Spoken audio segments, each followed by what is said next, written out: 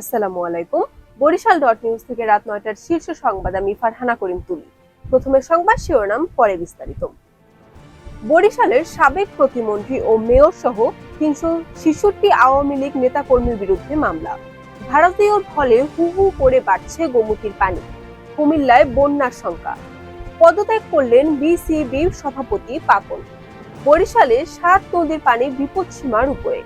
আগৈলঝাড়ায় যুবলীগ নেতার দাবিকৃত চাঁদার টাকা না দেওয়ায় এক গৃহবধূকে মারধর। আদালত চত্বরে দীপুমণিকে হেনস্থা। ভোলায় ভুল চিকিৎসায় গর্ভের সন্তান সহ প্রসূতির মৃত্যুর অভিযোগ। ভারী বর্ষণ ও পাহাড়ি ঢলে খাগড়াছড়িতে পানি বন্দী হাজারো পরিবার। এতক্ষণ শুনছিলেন সংবাদ শিরোনাম, এখন বিস্তারিত।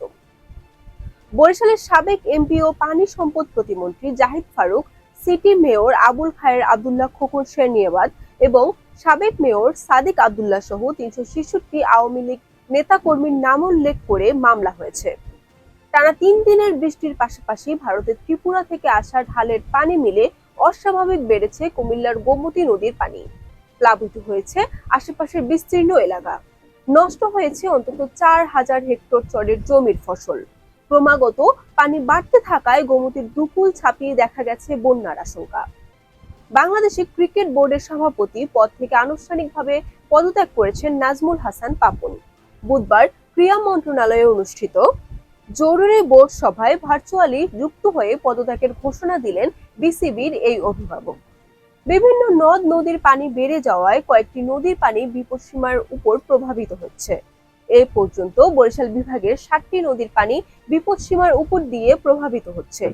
পূর্ণিমা জো ও বৈরী আবহাওয়ার কারণে পানি বেড়েছে বলে বিষয়টি নিশ্চিত করেছেন বরিশাল পানি উন্নয়ন বোর্ডের উপ সহকারী প্রকৌশলী তাজুল ইসলাম।